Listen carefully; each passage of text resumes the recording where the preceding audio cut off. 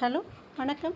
வீட்டில் வாங்குகிற பாலில் படிகிற ஏடு டெய்லி எடுத்து ஒரு 10-15 நாள் வச்சுட்டு அதை நெய் எப்படி தயாரிக்கிறதுன்னு பார்க்கலாமாங்க.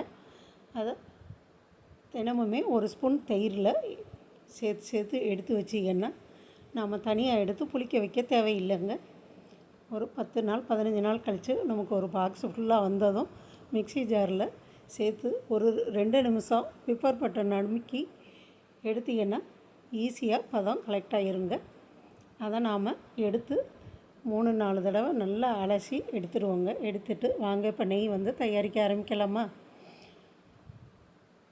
பாருங்கள், நமக்கு 15 நாள் நான் எடுத்து வச்சது எவ்வளோ பதம் கிடச்சிருக்கு பாருங்கள். இதை நல்லா அலசி எடுத்துகிட்டு காமிக்கிறேன். அப்புறம் நாம் நெய் தயாரிக்க ஆரம்பிக்கலாமாங்க.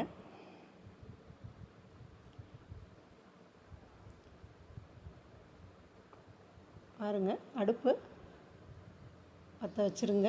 ஒரு பாத்திரத்தில் பதத்தை எடுத்து போட்டு வச்சுட்டு அதுக்கு ஒரு கொத்து கருவேப்பிலை, 2 ஸ்பூன் உப்பு, கொஞ்சம் சூடான உடனே அடுப்பை கம்மி பண்ணிடுங்க.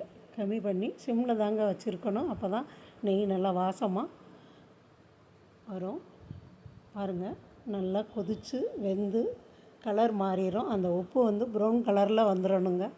வரும்போது நாம் ஒரு ஸ்பூன் மோர் தெளிச்சிட்டு ஒரு சின்ன துண்டம் வெல்லம் சேர்த்து இறக்கிட்டால் மணக்க நெய் தயாராகிருங்க.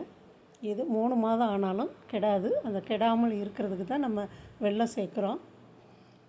வெல்லம் சேர்த்து வச்சுட்டிங்கன்னா நல்ல வாசத்தோடு சூப்பராக ரூமு ஃபுல்லாக கமகமன்னு நல்லா மணக்குங்க. பாருங்கள், நமக்கு வீட்டில் இருக்கிற பால்லையே நம்மளே பதம் எடுத்து நெய் சூப்பராக எப்படி தயாரித்தாச்சு பார்த்தீங்களா.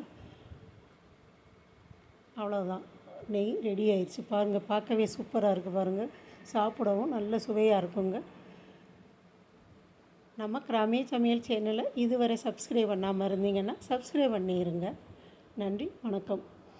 இது பாருங்கள், நெய்யை எடுத்துகிட்டு அந்த கசடை வேஸ்ட் பண்ண தேவையில்லை. அதில் 1 கிளாஸ் தண்ணி சேர்த்து நல்லா கொதிக்க வச்சு அதை வடிகட்டி ஒரு பாத்திரத்தில் ஃப்ரிட்ஜில் வச்சுருங்க. சப்பாத்தி மாவு பிசையும்போது பிசைஞ்சுக்கலாம். குருமா எது சேர்க்குறீங்களோ உப்பு கொஞ்சம் கம்மி பண்ணிவிட்டு இந்த தண்ணி அதில் சேர்த்துட்டிங்கன்னா நல்லா நெய் வாசத்தோடு சூப்பராக இருக்குங்க. பாருங்கள், அதையும் நான் எடுத்து வச்சுட்டேன். நன்றி, வணக்கம்.